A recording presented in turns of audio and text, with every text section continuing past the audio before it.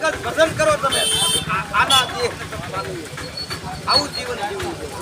માણસને જીવન ઘણું આપે છે. આજે ઈશ્વરે આપ્યું છે. માણસ એક જનાવર જેવું જીવન જીવે માણસ જેવું નથી. કોઈ એવું જીવન જીવતા જગતમાં કોઈ દુઃખી હોય જ નહીં. આવું છે બધું. દુનિયા જોતી નથી. ઘણા જોવે છે છતાં આંધળી છે. કોને જીવવું કોને લેવું કાંઈ ઈશ્વરનું ભજન કરું ખવડાવે રાખો ગમે ભલામણા તમારી પેઢીઓ કરી જાય. બાકી લીધે દીધે કોઈ માણસ કરતો નથી. ઊંઘડો હારી ઢોકો કોઈ પણ જગ્યાએ આજે સંતો જવો તમે ગમે ત્યાં જવો અમે ખવડાવીએ પીવડાવીએ ભલે ગમે ત્યાંથી લાવીએ ગમે તે કરીએ ગમે ની પાસે ભગવું લાંબુ કરીએ કે બેટા ખા. આજે જે સંસાર લઈ લઈને બેઠા ઘર લઈ ખાલી બે વ્યક્તિ આવી હોય તો તરત કે આને આપણે કેમ ખવડાવીએ. અમારે તો હજારો આવે હજારો જાય બધા હરખા બધાને હરખા રાખવાના. નાનો હોય તોય ભલે મોટો હોય તોય ભલે બેટા ખાતો જા નાતો જા છા પાણી પીતો જા પ્રેમથી જાય એક બે દી રોકાય. આ સંતોની કૃપા છે. આ અમે અમારું આ જીવન છે. અમે આજે જગતમાં મેળવવા માટે નથી બેઠા લૂંટવા માટે નથી બેઠા. અમે જગત પાસે લૂંટાવા બેઠા છીએ कि जो लूटना है तो लूट ले तेरी ताकत है तो वाह बापू वाह मिल जाएगा दूसरे से कभी कहा जाएगा तो नहीं मिलेगा. ऐसे बाबा ऐसे भी लोग बैठा है. બાપુ તમે આજે મેળો કર્યો કેટલા વર્ષથી તમે આવો છો અહીંયા? આવો 25 વર્ષથી આ મારું આચર લાગે. તમારું આમ મેન આશ્રમ કઈ જગ્યાએ? અમારા બાપુ ભેગા નેપાળી બાપુ છે. નેપાળી બાપુ હા. આજે હું 82 ની સાલમાં અમે બાપુ હતા. હા મધુસૂદનગીરી બાપુ. હા મધુસૂદન. ત્યારે ખાલી એક ઝૂંપડી ને એક ગાય જ હતી.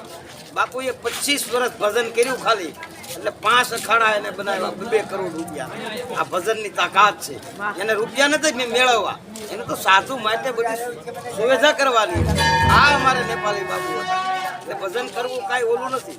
બહુ જેમ તલવારની ધાર માથે કેમ હાલવું એમ છે. આમાં શું છે કે ભજન વસ્તુ એવી છે કે ટાઢ તડકો સાયો આ બધું સહન કરવું પડે. અને એક કામ કરો તો લોભ મોહ માયા છોડી દેવી પડે પહેલા. આ અમારે સંતો અને અમારા બેઠા છે આજે સંતો અનેક ગિરનારની ગોદમાં એને કાંઈ કોઈ લેના દેના જ નથી. કોઈ વસ્તુ આવે મિલકત હારે નહીં માયા હારે નહીં. એને એક જ કે ગુરુ મહારાજ હારે. બાપુ તમે જે આ વસ્તુ આ ભેગ લીધો તમે જ્યારે આ સંન્યાસ લીધો ત્યારે તમારી ઉંમર અંદાજે કેટલા વર્ષ હશે? 12 વર્ષની. 12 વર્ષની ઉંમરે તમે ઘર ગોસાઈ છું દશનામ ગીરી. મને એમ થયું કે જો ઈશ્વરે આજે આપણને દશનામની ઘેરે જન્મ આપ્યો હોય જન્મથી જો બાપ બનાવ્યો હોય તો આ જગતમાં બાપ થઈને જ રહેવું. વાહ બાપુ વાહ. આ લાગી ગઈ નકર મને કોઈ મારે તાણ નથી. બધી રીતે દયા છે ભોળિયાનાથ. 100 વીઘા તો જમીન હોત છે 4 ભાઈઓ છે છતાં એની કોઈ પરવાર નથી. બધું પીડ્યું રહેવાનું. આ શું ગુરુ મહારાજની બંદગી અને ગુરુ મહારાજનું નામ બે જ રહેવું જોઈએ.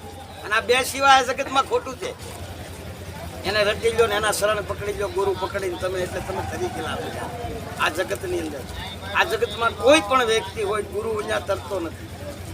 ગુરુ તો ગોતવો જ પડે. આજે ભરતરી જેવો હતો. ભરતરી રાજા હતો 92 લાખ માળવાનો છતાં છોડી દીધા ને એને ભગવા પહેરી લીધા. તમામ વસ્તુ છોડી દીધા. આજે કરવું હેલું નથી. તો આજે જે આ બધા સંતો બેઠા છે એ બધું છોડીને જ બેઠા છે. પકડીને બેઠા નથી. અને એને કોઈ વસ્તુ પકડવાની જરૂર નથી અને પકડે પણ નહીં. સંત ન પકડીએ એ બધું પકડવું કોને છે? એ બધી માયાવી હોય સંસારી હોય મોહ માયા કામ ક્રોધ લોભ આ એની માટે આ બધું. સંતો માટે તો એક જ ભજન.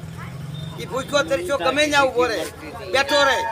એને ગુરુ મહારાજની એટલી કૃપા છે કે એને અહીંયા જમવાનું આપવું પડે. રાતના 2 વાગે આવવું પડે જમવું.